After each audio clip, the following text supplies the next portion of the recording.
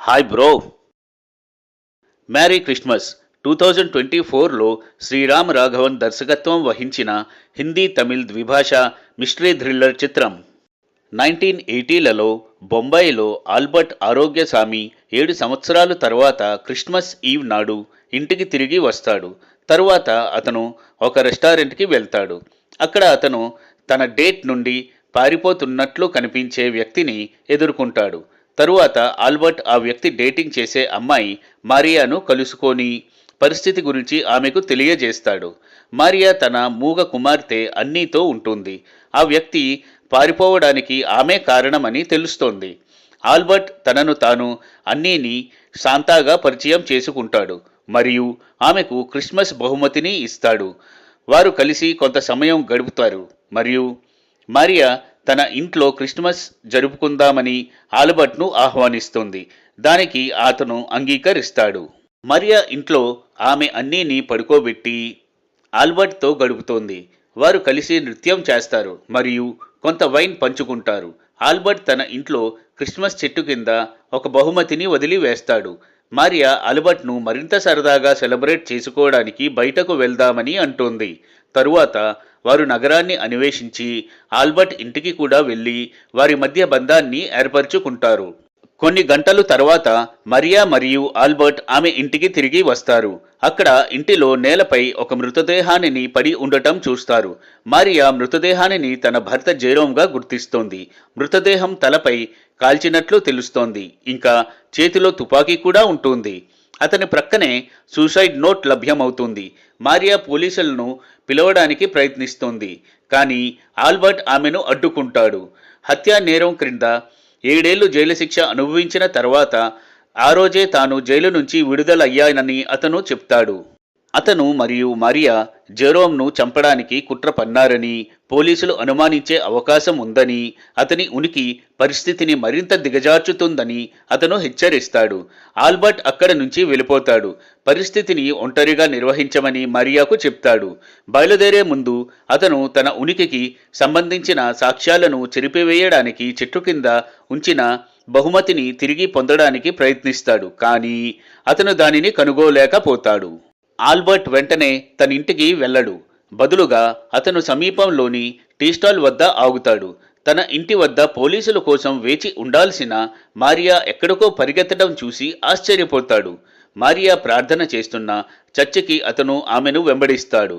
Maria ఆల్బర్ట్ను చూసి అతనిని వెళ్ళిపోమ్మని చెప్తోంది, కానీ ఆల్బర్ట్ అసలు అక్కడ ఏమి జరుగుతుందో తెలుసుకోవాలని పట్టుబట్టి తిరస్కరిస్తాడు. మారియా చర్చిలో ఇతరుల ముందు ఆల్బర్ట్ ఎవరో తెలియనట్లు నటిస్తోంది. మారియా అక్కడే మూర్ఛపోయినట్లు నటిస్తోంది. చర్చిలో తన ప్రక్కనే కూర్చొని ఉన్న రోనీ మారియా పట్ల ఆకర్షితుడైన ఒక స్త్రీవాది, అంటే ఒక వుమనైజర్.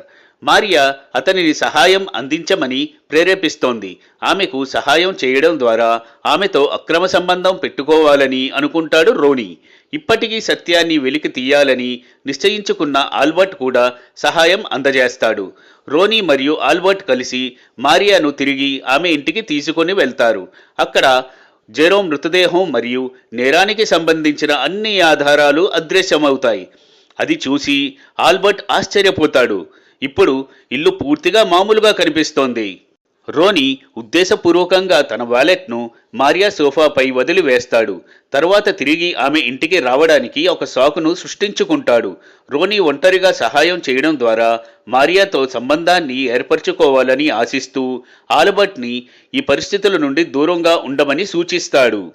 ఈ సమయంలో మారియా తాను చర్చి వద్ద తన వాచ్ని విడిచిపెట్టానని, అది తన నాయనమ్మ ఏకైక గుర్తు అని మరియు దానిని తిరిగి పొందాలని పేర్కొంటోంది. కాబట్టి ఆల్బర్ట్ మరియు రోనీ ఆమెను చర్చికి తిరిగి తీసుకువెళ్తారు. ఆమె వాచ్ను కనుగొన్న తర్వాత మారియా ఇంటికి వెళ్లే త్రోవ మధ్యలో రాబర్ట్ని కారు నుంచి దించేస్తారు. కానీ రాబర్ట్కి అసలు విషయం ఏంటో తెలుసుకోవాలనే కుతూహలంతో చాటుగా మారియా ఇంటిలోకి దూరుతాడు. అక్కడ రాబర్ట్ మంచంపై నిద్రిస్తున్న అన్నీని చూసి ఏదో కాలక్షేపానికి చిన్న కథ చెప్తూ అక్కడే ఉన్న కాగితంతో హంస బొమ్మను క్రాఫ్ట్ చేస్తాడు. ఇంతలో మారియా ఇంకా రోనీ ఇంటికి తిరిగి వస్తారు. రాబర్ట్ అప్పటికి ప్రక్క గదిలో అన్నీతో ఉంటాడు. వాళ్ళిద్దరూ ఇంటిలోకి ప్రవేశించిన వెంటనే జెరోమ్ శవము చూసి రోదిస్తూ గట్టిగా కేకలు వేస్తారు. మారియా ప్రక్క గదిలోనికి రావడం గమనించిన రాబర్ట్ ఇంకో గదిలో దాగుంటాడు. లోపలికి వచ్చిన మారియా అక్కడ హంస బొమ్మను చూసి రాబర్ట్ అక్కడే ఉన్నాడని తెలుసుకొని అతనిని అక్కడ ఉండొద్దని, బయటకు వెళ్ళిపోమని అరవకుండా చాలా కోపము మరియు కంగారుతో చెప్తోంది. మరియా పోలీసులను పిలుస్తోంది.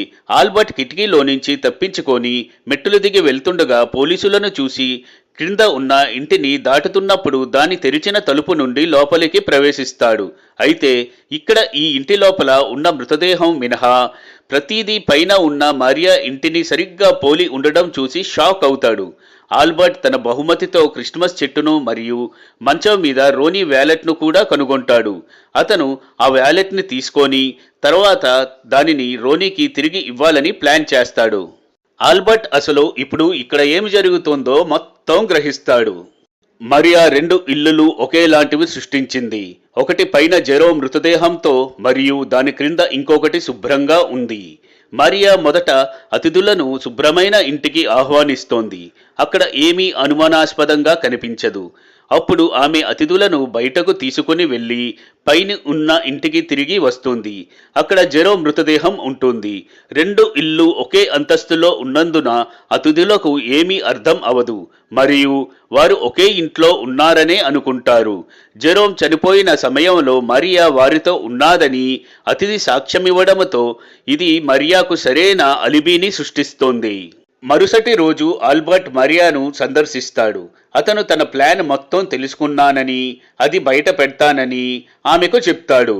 జెరోమ్ తనను మరియు వారి కుమార్తె అన్నీతో చాలా కాలంగా అసభ్యంగా, హింసాత్మకంగా ప్రవర్తిస్తున్నందున తాను జెరోమ్ను చంపినట్టు మరియా అంగీకరిస్తోంది. ఆల్బర్ట్ సానుభూతి చెందుతాడు మరియు ఇలాంటి పరిస్థితులలోనే తాను తన గర్ల్ ఫ్రెండ్ను చంపినందుకు జైలుకు వెళ్ళినట్లు వెల్లడిస్తాడు. క్లీన్ హౌస్ను ధ్వంసం చేయడం ద్వారా మరియా తన ట్రాకులను కవర్ చేయడంలో సహాయపడతానని అతను ఆఫర్ చేస్తాడు. పోలీసులు కేసును స్వాధీనం చేసుకొని దర్యాప్తు ప్రారంభిస్తారు. పోలీసులకు అనుమానం రాకపోవడంతో మారియా ప్లాన్ చక్కగా పనిచేస్తుందని సంతోషిస్తోంది. పోలీసులు ముగ్గురిని విడివిడిగా ప్రశ్నించి ఇది ఒక సూసైడ్ అని నిర్ధారానికి వస్తున్నప్పుడు వారికి నేరం జరిగిన ప్రదేశంలో పర్సు అదృశ్యమైందన్న విషయం గుర్తుకు వస్తుంది. రోనీ పర్సు ఎవరి దగ్గర ఉందో వారే హంతకుడని పోలీసులు చెప్పే సంభాషణను ఆల్బర్ట్ వింటాడు. ఇది విన్న ఆల్బర్ట్ మారియాని పోలీసుల నుంచి తప్పించాలని, ఆ వ్యాలెట్ని పోలీసులకి అందజేయాలని మనసు మార్చుకుంటాడు. దోషిగా ఉన్న హంతకుడితో ఏదైనా సంబంధం పరిస్థితిని క్లిష్టతరం చేస్తుందని అర్థం చేసుకొని మారియా ఆల్బర్ట్ ఎవరో తెలియనట్లు నటిస్తోంది. ఈ తరుణంలో ఆల్బర్ట్ తనకు బహుమతిగా ఇచ్చిన విషయాన్ని వెల్లడిస్తూ అన్నీ తన జీవితంలో మొదటిసారి మాట్లాడుతోంది. ఈ కుట్రలో మరియా ప్రమేయం ఉందని గ్రహించిన పోలీసులు షాక్ అవుతారు. అకస్మాత్తుగా ఆల్బర్ట్ రోనీ యొక్క వాలెట్ను పోలీసులకు అందజేస్తాడు మరియు జెరోమ్ హత్యకు పూర్తి బాధ్యత వహిస్తాడు. ఆల్బర్ట్ అరెస్ట్ అవుతాడు మరియు పోలీసులు అతనిని తీసుకువెళ్ళడానికి ముందు అతను మారియాకు ప్రపోజ్ చేస్తాడు.